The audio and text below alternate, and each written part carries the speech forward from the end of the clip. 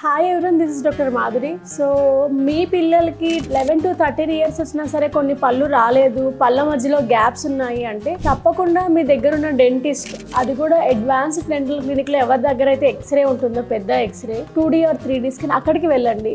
ఎందుకు అంటే ఇప్పుడు ఉన్న కొంతమంది పిల్లలకి లేకపోతే కొన్ని సిండ్రోమిక్ రీజన్స్ వల్ల కొన్ని పళ్ళు అసలు ఉండట్లేదండి. అంటే ఇప్పుడు ఎగ్జాంపుల్ ఈ పేషెంట్ చూస్తే ఆ ముందు ఉన్న సెంట్రల్ పళ్ళు ఉన్నాయి కానీ దాని పక్కన వచ్చే లేటరల్ ఇన్సైజెస్ పన్ను రాలేదు.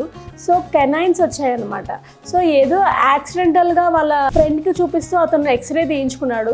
చూస్తే దాదాపు 32 పళ్ళల్లో 14 పళ్ళు మిస్సింగ్ ఉన్నాయండి.